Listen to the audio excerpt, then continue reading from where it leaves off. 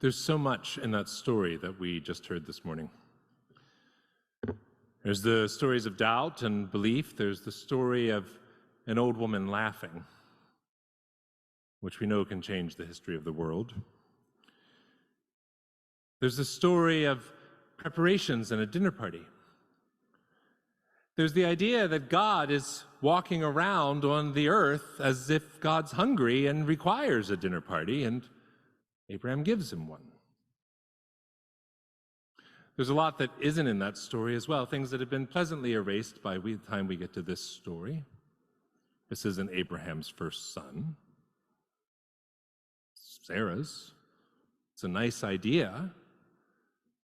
But this Isaac is not without his problems, not without his problems to his parents.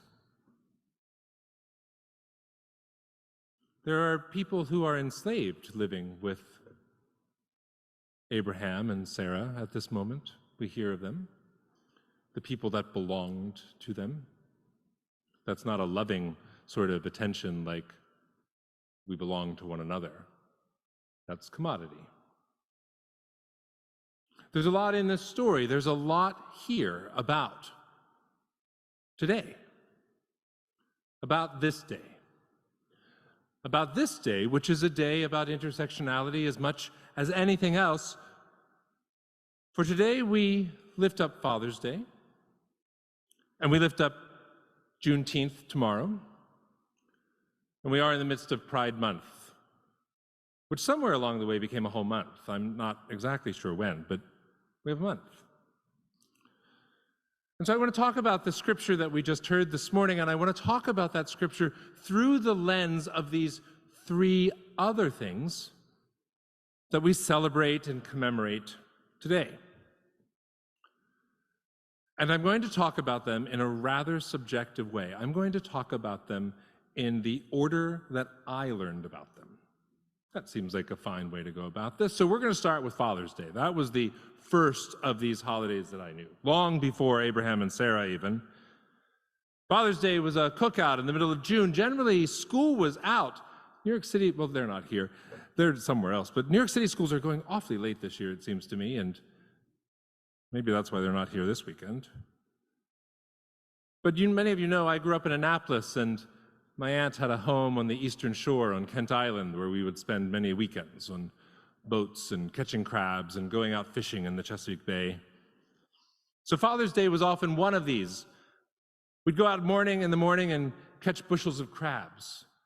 I am allergic to shellfish, so that was the extent of the fun of my day, because then there would be a gorgeous crab feast with everybody involved and a very sad, overly boiled hot dog sitting somewhere in some slimy liquid on the stove that I was told I could eat whenever I was hungry.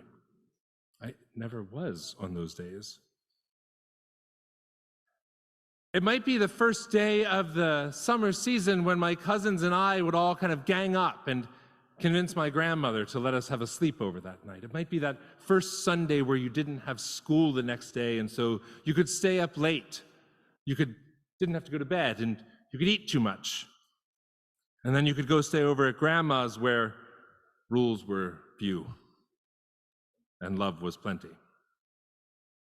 There were probably cards. We probably gave cards. My mother is a Hallmark card aficionado. So is my mother-in-law. And because they're both Catholic schoolgirls from about the same time, my mother-in-law and my mother have the same handwriting. And we get cards on all the same holidays from both of them.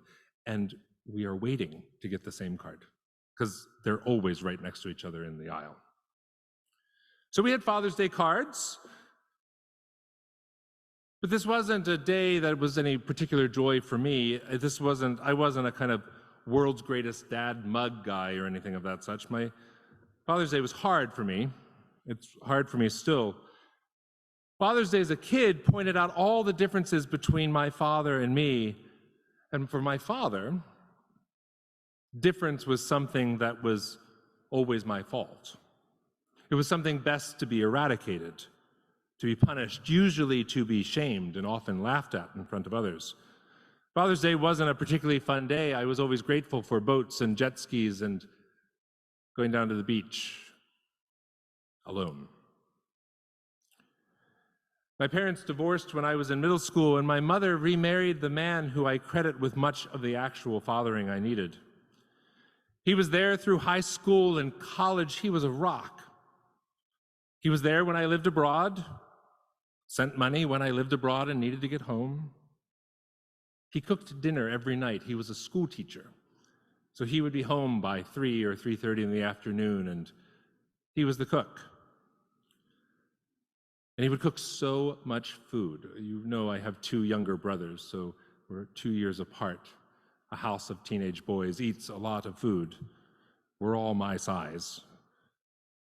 And he would not only cook the food for that dinner, but he would make portioned out leftovers with our names on them in the fridge if one of us had a rehearsal or after-school practice, or if we were at our local jobs. There was always dinner, always hot dinner available, and cold dinner for 8:30 or 9 o'clock when you were hungry again. But Father's Day wasn't a real thing for him either, because at that point I had far too limited a view of what a father could and couldn't be. I thought it had so much more to do with biology than with love. How could I celebrate this man? His name was Cork, is what we called him. His given name was Richard, but he was Cork from childhood. We never celebrated Cork on Father's Day. And Cork died of cancer shortly after I turned 30.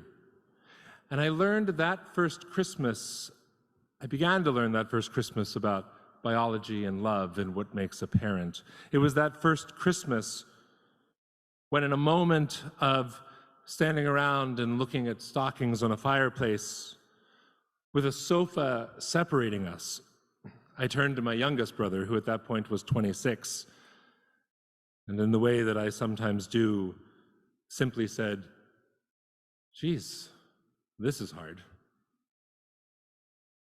I don't know how he got over that sofa and across the room and collapsed into my arms as quickly he did, and sobbing.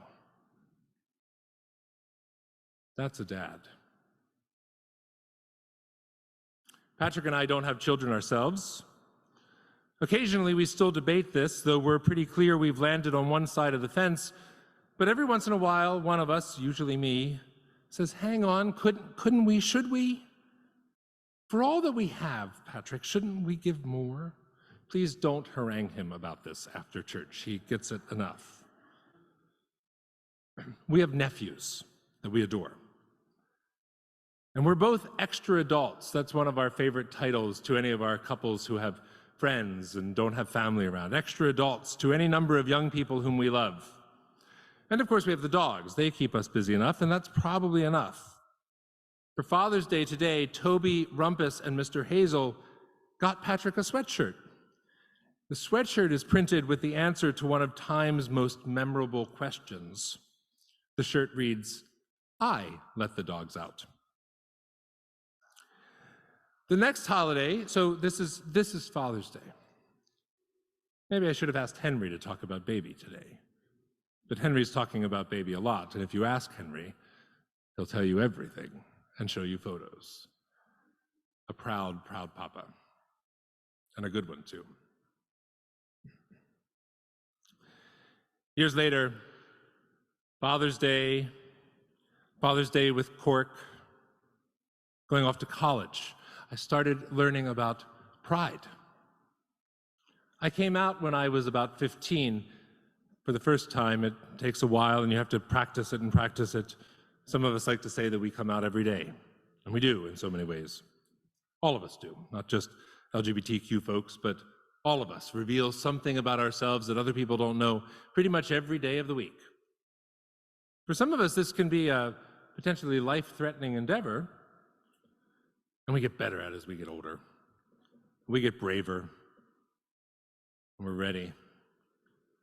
For those of us for whom COVID-19 was not the first pandemic, but the second, some of us know how to survive a pandemic, know how to mourn those who died in pandemic, and we're ready, but scared. In college, In the middle of my sophomore year, I had to take a medical leave. I had a bartending injury. This finger has never been quite right. It forced me time away from Cornell, and I went back to Annapolis, and my mother said, I know the university doesn't think you're well enough to be in school right now because you can't type with a large cast on your hand, but you're plenty well enough to go get a job, and you're not going to lie around here all year.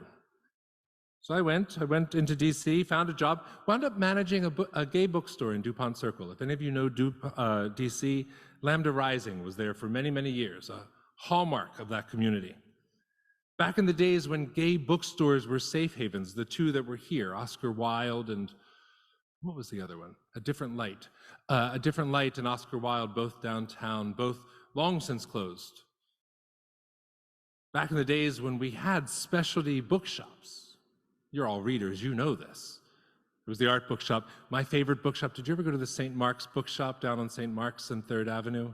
A wonderful collection of literary theory, great art books, not like Rizzoli coffee table art books that we all love too, but art books, like with theory and art and practice. A really great bookstore. Now they're all conglomerates, and the publishers don't publish as much as they used to publish because the audiences aren't as segmented. It's not a disservice. In many ways, Amazon is fixing it, but I'll leave that for another time. But I managed a gay bookstore for a year in Washington, D.C. I learned so much about myself and about community activating and community organizing.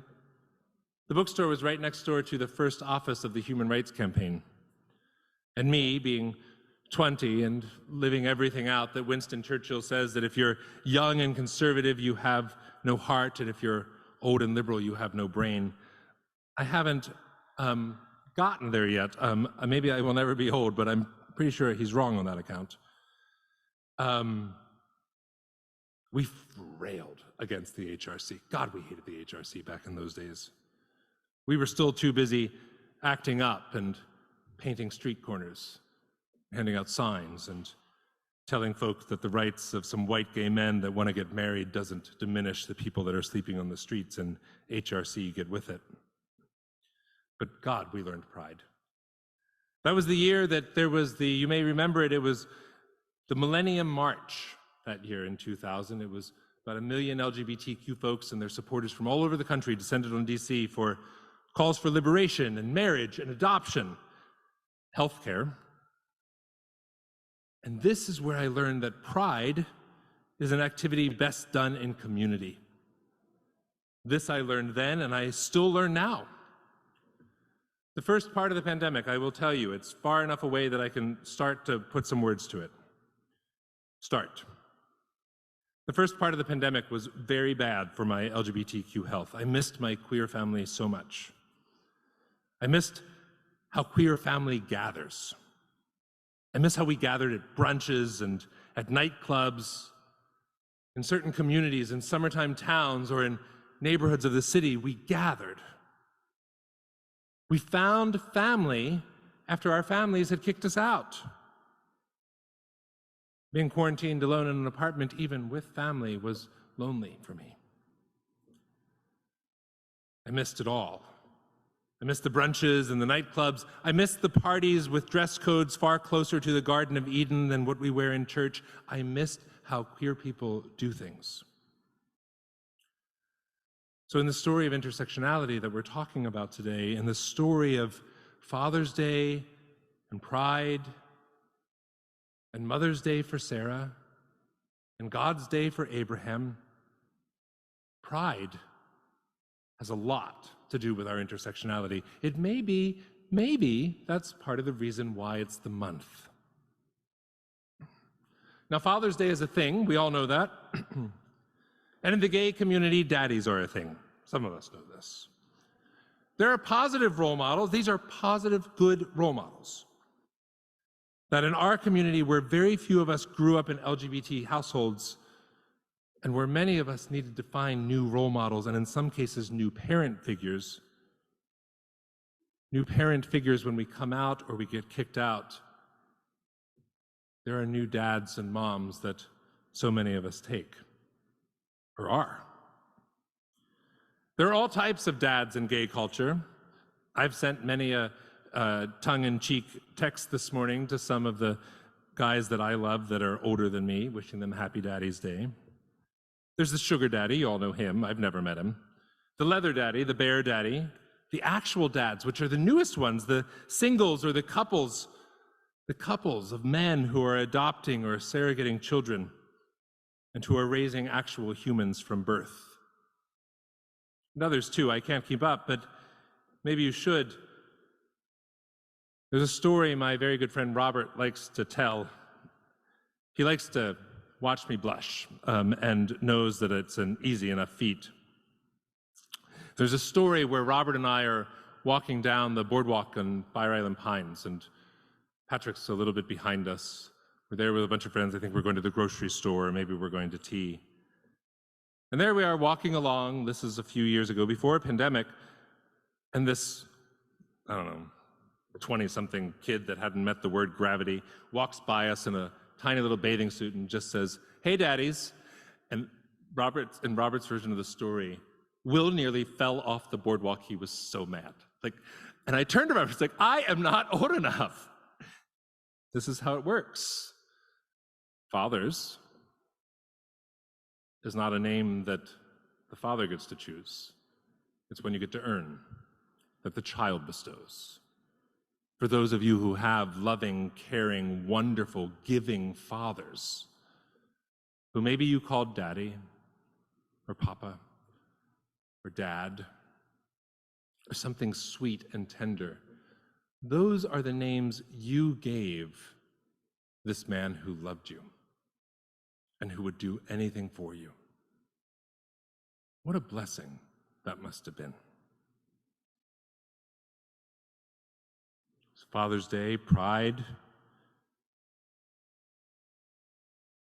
comes into a new place today for some of the most gorgeous men I know, the ones who are together with their husbands, sleep-deprived and juggling too much, wondering what happened to romance, and arguing about when they should have the second child because they know they need the second child, but for the love of all that's holy, can't we just wait a second? This pride and Father's Day, this is where the Venn diagram and the intersectionality of where we all are starts getting even bigger. This is where it expands to include all of you parents here. For all of you parents of young children or who were once young parents, to all of you who raised your children alone, a single mom or a single dad. So here in this mix of creating your own family, here to the straight women who think that neither Father's Day nor Pride has anything to do with you, you're wrong. We're a big tent people, so come right on in, find a spot, maybe take a nap, have a cup of tea.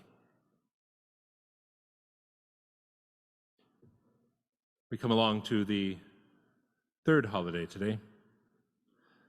Now, it's not often, we think we can all agree, it's not often that we make it well into adulthood. Long past school textbooks and calendars and little cards or notes that you make in art class to celebrate the holidays. It's not often that we make it well into adulthood when we get a new holiday that, frankly, felt perhaps like a bit of a surprise to some of us. It shouldn't have. Shame on us, we weren't taught our history. In Annapolis, Maryland, I knew nothing about Juneteenth. Wasn't mentioned. I took AP US History, not a lick. I actually still have that textbook and went back to it to double check that the word wasn't in it. It's not. And it's now a federal holiday. Juneteenth, a federal holiday, an important one. And yet, if you talk to me, I've talked to Matt about it a lot this week, I don't know what to do with it. I will just personally admit that as an ally and a lover of freedom and a believer that liberation comes and a knower that it often comes later than you want, I get it. I get the facts. Many of us know what happened in Galveston, Texas. We know the injustice. We want to make it better, but what do we do? How do we do this? What are the codes for celebrating Juneteenth? The New York Times had an idea. Bless them. This week, the New York Times cooking section had an e-blast called What to Cook for Juneteenth. I thought this was going to be too good to pass up. It was written by Sam Sifton, a white guy who lives in Connecticut, Dory Greenspan, a nice Jewish girl, and Marcia Clark, another nice Jewish girl here on the Upper West Side. I thought a bunch of white people in New York and Connecticut telling us what to write for Juneteenth would make for a good reading, though perhaps not accurate celebrations. I didn't talk to Matt about this, but I said, Matt, what do you do? Matt's from Texas, so I thought maybe the Texans know something. He did. But if I needed Juneteenth recipes, you can bet that I'd be going to one place only, and that would be to this cookbook section of used bookshops looking for any church cookbooks from Texas, or the church cookbooks of the Black Church. If you don't have church cookbooks in your cookbook collection, run and go find them. They are wonderful additions and are great when trying to figure out what to do with the 2 remaining bottles of mayonnaise. I wouldn't be using the New York Times recipe app for Juneteenth, but there it was. It suggested some things. I didn't print any of them. I didn't think they were right. And I didn't think just cooking from the Times was the right way to really honor and live into this new holiday. What is it that it is saying? What is it saying for me? How does it speak to where we are and to this story that we hear from Genesis that talks about the people that were owned by Sarah and Abraham? What does it say to that story from Genesis, the version we heard today, the pericope that we heard today, that doesn't talk about the enslaved woman who was the father of Abraham's first son, Ishmael? Where's he? Where's the enslaved woman forced to have her master's child? Juneteenth is tricky. Scripture is really tricky. And it's tricky for me as a white person to know what to do with or how to celebrate without appropriating. That's another big thing. Like, how do we do this? I want to cook the hush puppies. I really, really do. I'm just not sure if that's insensitive.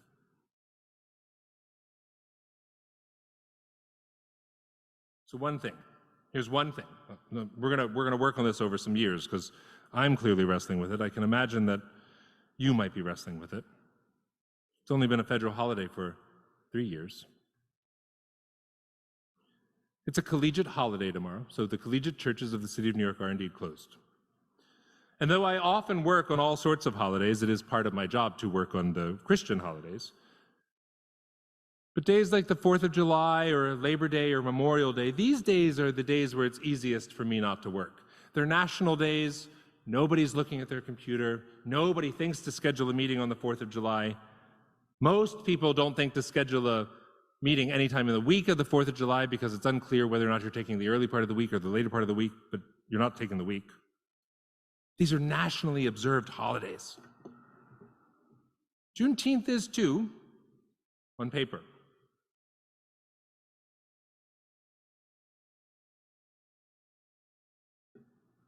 But I've decided that it's going to be in the class of 4th of July.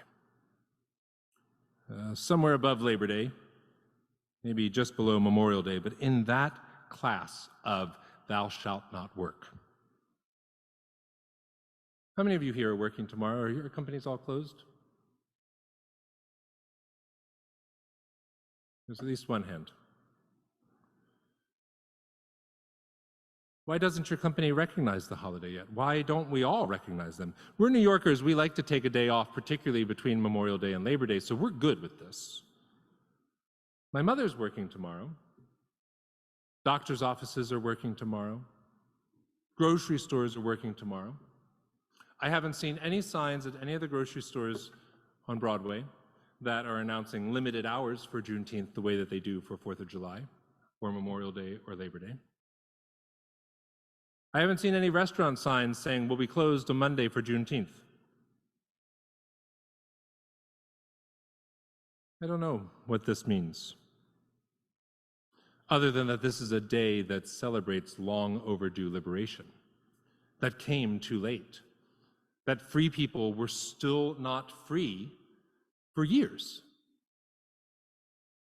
And so in my small act, all we can ever do is small acts that can multiply. As white folk, as allies, as people often with better jobs or in positions of management, can it be our act of allyship to say, no, I'm not taking that meeting on Juneteenth. I have 2 meetings tomorrow that I still need to cancel. They're important meetings with important people in the collegiate church, and they'll probably say, well, we should just have this one meeting. I'm going to say no. Or can we learn not to say, I know it's Juneteenth, but it's not a real holiday, and well, I'm not taking the day off, and I've kind of got some work to do, and I'm really trying to get everything done before I go away for the 4th. So let's just have the board meeting that day. Everybody's going to be here, and it's an easy day to schedule, like everybody's schedule is free. Let's just get everybody together on Juneteenth. I know it's Juneteenth. We had this discussion even here in our consistory. Moving consistory meeting off of the 3rd Monday of the month for us was not this year, not last year, but when we first started. Well, I mean, we could still meet on Juneteenth. No, we didn't. Maybe that's what we can do, to actually take it as a day. Not just a day off, but a day of solidarity. A day that's, what if we white folk, and you know that when it comes to race and our work with racism, you know that sometimes we have to talk to each other as white folk to figure out some of our stuff. So what if we white folk joined our black friends in making this a real holiday? If you can't get to the holiday yet, maybe think about it as a boycott. I've been thinking about it as a boycott tomorrow. Boycott capitalism that takes too much, particularly from people of color, on this one day a year. Take the whole day and don't give a dime to Jeff Bezos. Don't look at an app owned by Elon Musk. Order something from a black business on Etsy instead. You can search by black-owned businesses on Etsy. Maybe take a subway, and if you're going to dinner, go up to Harlem or Crown Heights. Go to a black-owned restaurant. Skip the conglomerates that are owned by large white families and nameless corporations that proliferate here now in this neighborhood, unfortunately. Go to somebody who you will feed by letting them feed you. That's what intersectionality is all about. Learning to be fed by somebody you too need to feed. Learning to laugh in the face of the Almighty, only for the Almighty to give you your greatest heart's desire. Sarah. Learning that when no one loves you, when your dad put you out or your mom said, "Sweetie, I can't," there are communities that are waiting to take you in. And not just for who you could be like them, but for who you are as you. For the lifelong process of pride and of liberation and of continuing to raise the best generation yet, whether they're yours, they're ours. Time. Time is itself justice. It's a methodology. When we delay our justice, we perpetrate injustice. Galveston, Texas tells us this. Juneteenth tells us this. Our penal system knows this. We cannot hold prisoners without charging them. That's an injustice. We have a right to a fair and speedy trial. Sometimes I wish we enacted the speedy a little bit better, but we have the right to it. Time, today, this day. There is no other. There is no other. What are you going to do with it? To go forth from this place? To wonder about Juneteenth? To see the pride flags that are all over the city? If you have any shopping to do downtown or on the east side, go do it today because you don't want to go next weekend. There are things to do. There are lives to love and to honor. There are mothers and fathers who have not those genders, who maybe don't even have those roles, but who mother and father the world into its existence. So in these days that feel like there's too much, Henry and Matt and Michael were very good for me early in the week when I started this sermon preparation and thinking, good, they're like, what are you preaching on? I was like, well, I got like 4 holidays, the book of Genesis. I don't know how I'm going to do this in less than 15 minutes. I don't think I did. But that's the complexity of creation. And it's not a complexity that this pulpit will ever tell you to simplify. It will be one that this pulpit always tells you to complexify. To go link arms, to find the person that is nothing like you, and to figure out how your want, your deepest desire, might be the exact same. To have pride, to find your freedom, and to give others their freedom, not when it's convenient for you, but right now. That's the work of justice. Thanks be to God.